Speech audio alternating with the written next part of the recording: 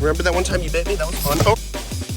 I got a special little surprise for you. Look at this beautiful baby blue Insularis Siamese crocodile, critically endangered crocodile. Oh! I love my endos.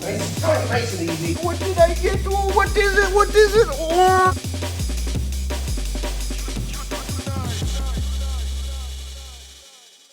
Good morning, sleepyhead. Oh, hello, Mr. Bakes. Have you been enjoying your slumber while it's been getting freezing cold outside? Ooh, what a beautiful day, Mr. Bakes. Aren't you enjoying? Oh, Mr. Bakes, please stop, Mr. Bakes. I'm gonna put you in your enclosure, Mr. Bakes. Please stop trying to bite my nipple. Go back into your enclosure, Mr. Bakes. Please, I don't want any quarrels with you. Please go back inside, Mr. Bakes. There we go, my son. All right, enjoy your enclosure, Mr. Bakes. I remember that one time you bit me? That was fun. Oh, okay. Let me just close that up real quick. Fun, real fun. Utila Island iguana, critically endangered, and as you can see, they very much appreciate us trying to breed them in captivity. Ooh, and the mystery enclosure is looking good. We're waiting on a new tool to come so we can help shape out these logs and get this looking good for the pen because we want everything to look high quality here at Chandler's Wild World. Can you guess what's gonna go inside? And if you guessed a creature that goes, you might be right. It's porpoise time, baby. It is a magnificent day to be alive. Ooh, what is going on, my beautiful people? I'm hanging out with my crocs right now. We got Miss Toothy, the pure Cuban crocodile, critically endangered species, basking right now. And then we got Aries, the Nile crocodile hybrid with the Cuban croc. I've known these crocs most of my life, and I've known that croc since I was 14 years old at the native village where I first started working. And Miss Toothy's actually the crocodile that bit my leg. Check this out. I'll show you guys real quick. Her and I have a pretty good relationship now, but look at this. That is where I got bit by Miss Toothy when I had to capture her out of a big mud hole down in Homestead about 4 months ago. I love you, Miss Toothy. You're a beautiful girl. I love you. I'm gonna leave you alone. I'm sorry. I know you want to bask. Do your thing. It's okay. And Aries, big boy. He's a big, beautiful Nile croc. We're gonna let them be. They're thermoregulating because we've had a lot of nasty cold snaps. And these guys being tropical crocodilians, like a Cuban croc, they can't handle the cold that well. So we're gonna let them bask. Let's go see what's going on with the snakes. And we can't forget about Nadia, the little Siamese crocodile, critically endangered crocodile from Southeast Asia. You're a cranky little croc. Ooh. Oh, you're such a cranky little croc. I still love you though, all right, little Nadia? Don't be naughty. Don't be naughty. Okay, I'll leave you alone, Nadia. Ooh, I got a special little surprise for you. Come here, Tyler. Oh, I know I already told you about it, but the people who watch my videos don't know yet. Your baby Insularis. Ooh. Or let me just start off with saying I apologize, Tyler, but I had to rip up the background in your enclosure. These baby Insularis were all up behind that. They're all over the place. And I had to start demolishing that enclosure to get every single baby out of there to make sure we could account for every single one. Check this out, guys. We got all these little green blue Insularis. So they can come out green, they can come out blue, and they can also come out albino, yellow like a banana. But look at this. Out of all these little green ones, there's just one little blue baby. Look at that. Can you guys see that well? He's so tiny. Look at this beautiful, tiny baby blue Insularis. And they come out live birth, so that's so cool. They're ovoviviparous, and the babies come out squirming, ready to go. And we got one little blue Insularis right here, and the rest are green. We got 7 total. These guys will start eating in the next week or so. And I think Tyler's gonna be getting out some frogs for him, get some little baby frogs to make it nice and easy so we don't have to force feed them. Oh yeah. I'm gonna put these guys back. That's not what this episode's about. This episode's about my new snake I just got as a gift from my friend Jeremy at the Fang Factory. Can you guys guess what it is? Ooh, what did I get? What did I get? What did I get? Ooh, what is it? What is it? Oh, I finally got my own black and white spitting cobra. And I know what you guys are thinking, Tyler's got babies, you can just get one from him.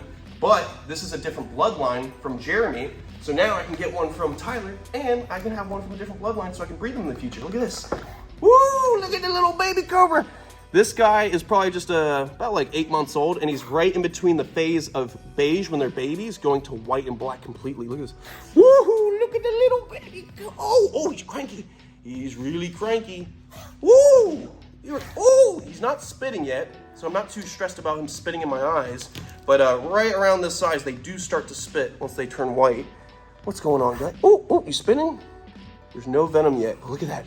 My new baby black and white spitting cobra, aka Naja sauimensis. And this species typically comes in a dark coloration, like almost all black, when they're found out in like Asia, like Thailand. But in a few regions, you can get them black and white like this. You can get them looking like a banded crate with these little bands going down the body, or they're like Tyler's where it's like a pinstripe going down the body. And I've always wanted a banded one because they look so much like the blue crate, which is one of my favorite snakes, but they don't do well in captivity. So this is like a crate with a hood, which is even better. And it spits venom, woo! So it's awesome. So what we're gonna do is we're gonna set up a nice little temporary enclosure.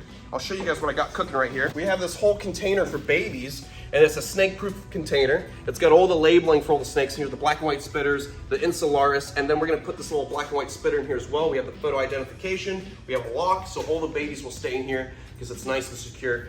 Double security. But look at this guy. He's such a little cutie. We're just gonna be putting him in this container for now. And when he gets a little bit bigger, I'll be getting him a nice vision cage set up. So we'll just give him some aspen to hide in, give him a nice water dish. Oh, you're so cranky. Look at that hood. Ooh, thank you. Oh, he just tried to spit, but no spit, no venom. Huh, look at that. Now, when it comes to spitters, I'm not trying to have a huge collection of spitters.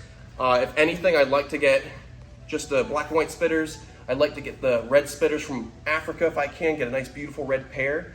And I don't know, I might rehome my black-necked spitting cobra from Africa because that snake spits way too much to the point where like that would be the snake to make me allergic to venom being sprayed in the room. And the big deal about that is if you work with these snakes consistently for years on end, you could develop an allergic reaction to the venom because of the dry venom that you clean off the glass. It goes into the, oh no, my little baby cobra! Oh, he's so cranky. Ooh, he's so cranky. Let's use a hook because it's nice and safe. Come here. You're a cranky little cobra. So we're gonna put him right in this container. Ooh, look at him. That's just so cute. Look at him, hello. Can you look at me for a second? Ooh, hello. Hello, little spitting cobra. Look, he's so cranky. He's so cranky. Look at that. All right, let me get a little bit of water to put in this water dish. Oh, the water's over here. I made a mistake. A little sip of water. Look at that. You want some water? I love this guy. And they're kind of like an Indian cobra because sometimes they'll have that little pair of spectacles in the back of that hood. If you look at that. He's so cute. You're so cute, but you're so cranky. So we're just gonna seal this up. He's gonna live in here for probably just like a month, and then we'll get him set up in a little vision cage as he gets a little bit bigger. And I can trust him being in a vision cage with those panels in front. There we go. So we got our container nice and labeled. We have our photo identification required by the state. And since these are all like tiny little babies, we wanted to make sure that this is as secure as possible. So we're just gonna take this and lock it.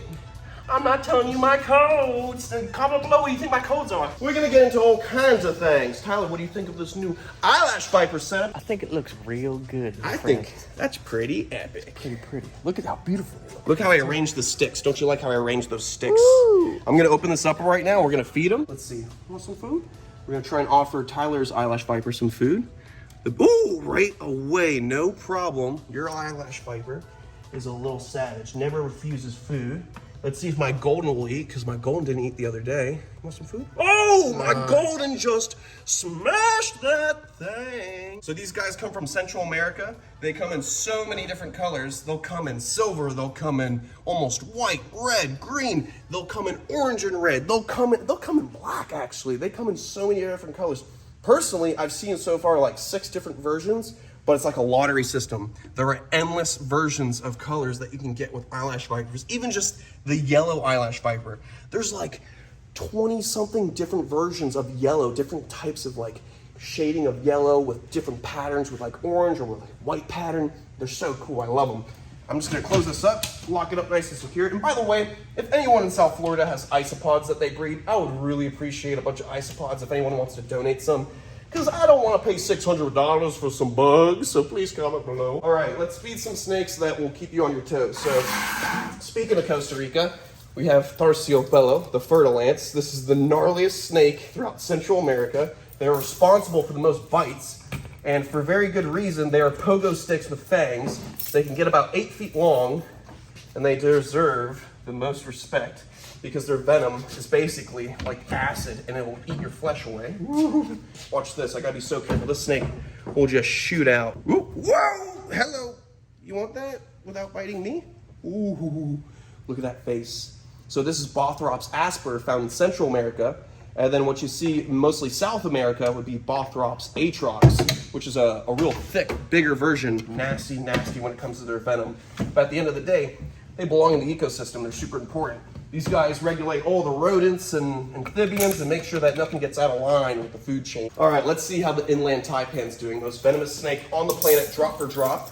I'm gonna give him a couple rat pinks, and I'm gonna up his food because we want this guy to get a little bit bigger.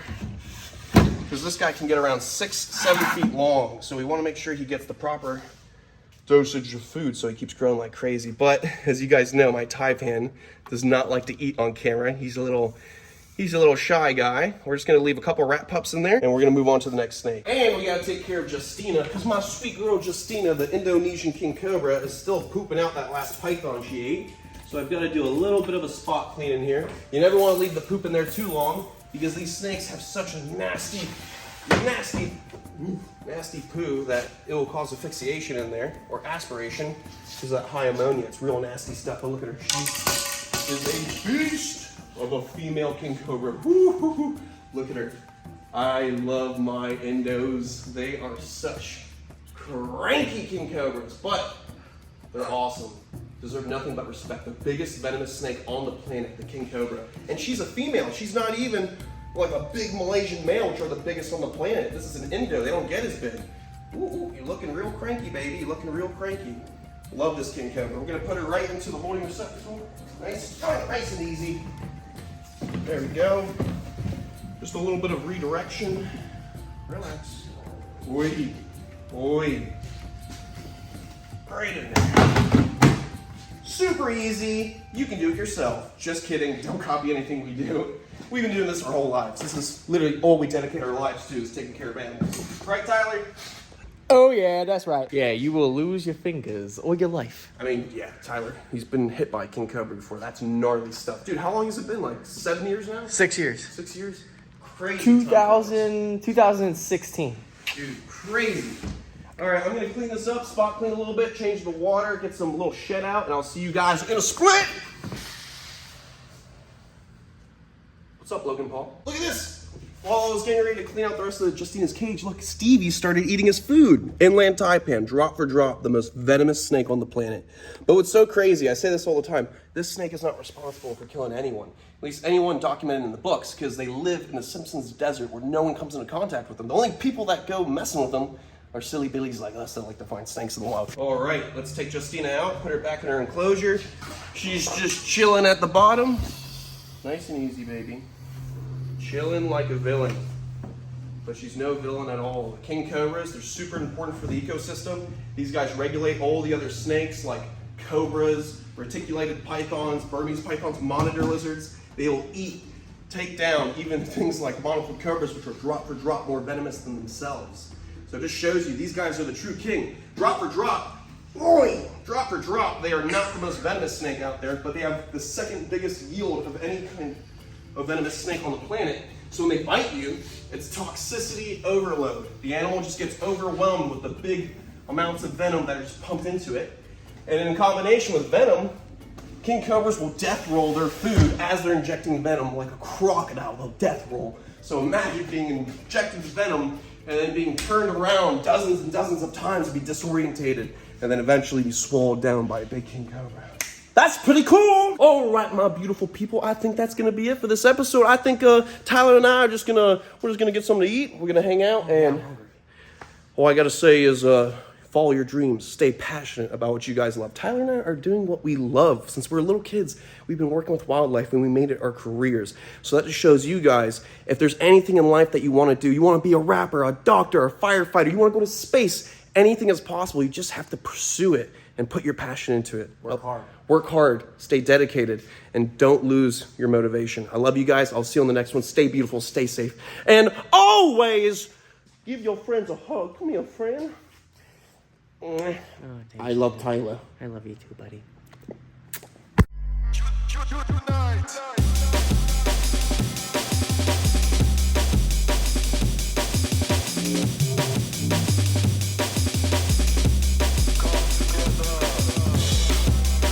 Remember that one time you bit me? That was fun.